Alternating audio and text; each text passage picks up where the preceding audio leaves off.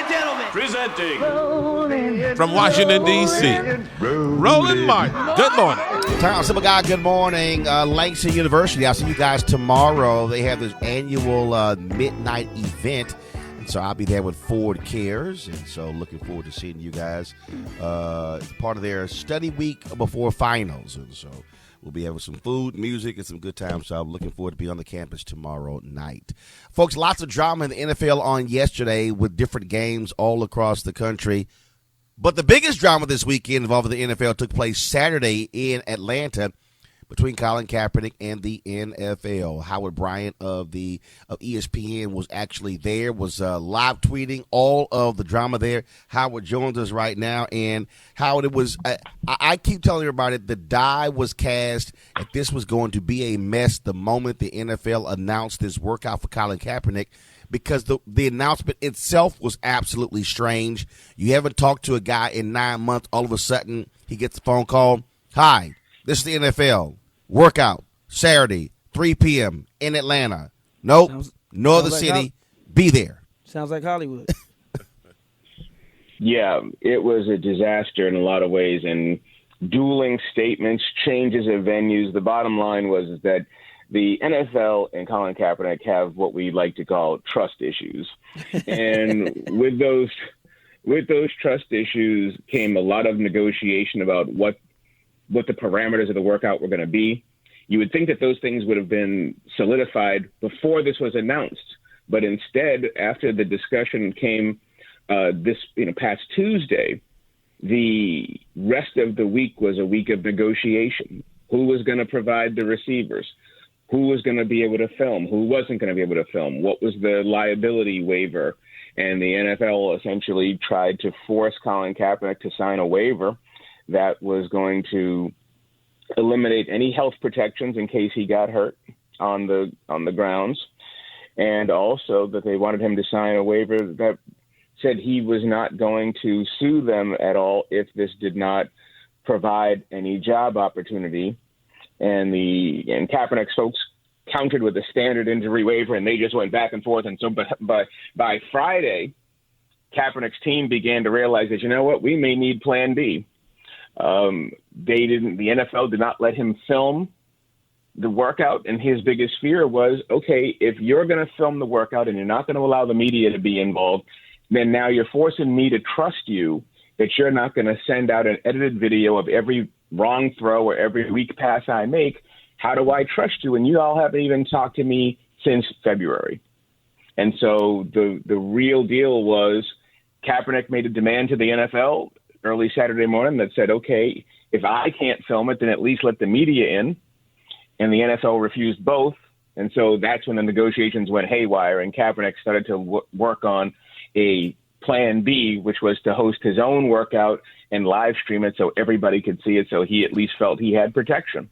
And that's exactly what ended up happening. NFL said that he wanted Nike to shoot a commercial and shoot it as well. Nike put their own statement out. This is Nike, a partner with the NFL, league partner, that they wanted the retraction, saying they did not do that. They did not request to do that. That was also, I think, overlooked by a lot of these commentators who, frankly, are taking the side of the NFL.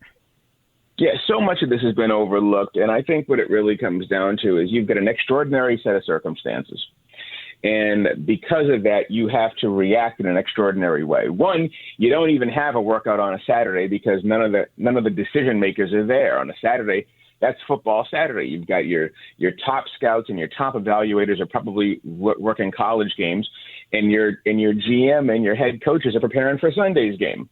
So who's going to watch a workout for a player who hasn't played in 3 years? Usually when you bring a guy in or you look at a guy, you do it on a Tuesday or a Wednesday. Those are the business of football free agent weeks days during the season. And that in itself created the bad blood.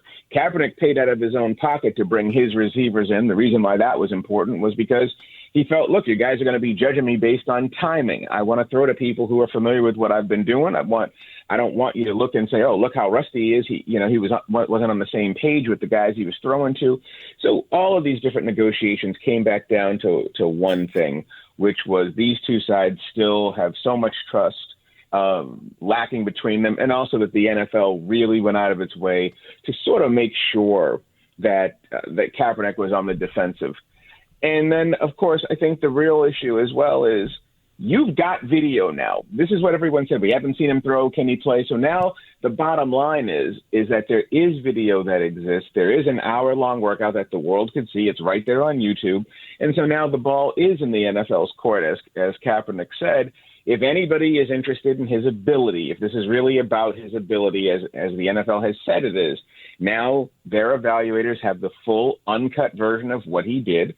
They can look at his game, they can look at his body, they can look at his throws, and they can decide if they want to pick up the phone. And if they don't, then you know, as we have all known, that this is far more about his political stances than his football. Let's go to this waiver. This waiver is important. This is the most important thing right here, Howard. They wanted him to sign a waiver that he would waive. Basically, lawyers are saying that he would waive any potential lawsuit against the NFL for collusion. They said it was a backdoor attempt. That is what I think also people had better pay attention to. That's why they walked. Well, wait a minute. He settled on that collusion case. No. Here's the deal, Tom. He settled, but that was in February. He could sue again, saying that there is still collusion since February to present day. Had he signed this waiver, they could have said, "Oh, we gave you a workout. 25 teams were there. There you go. Showed good faith in our effort. By the way, you can't sue because you signed the waiver." Lawyers are breaking this thing down. Pro Football Talk said this.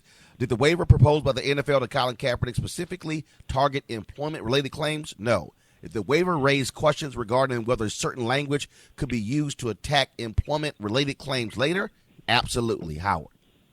Absolutely right. And so what Kaepernick's team did was they said, okay, well, let's just take that clause out. We'll do a standard injury waiver form. And the NFL said no.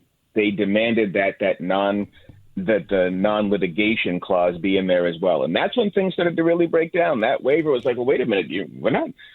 It's a waiver of rights. No lawyer would ever put their client in that position. So on the one hand, you've got no protections. And on the other, the NFL also would have control over video that it could edit any way it wanted and reflect very poorly on Colin Kaepernick. So these are the big issues.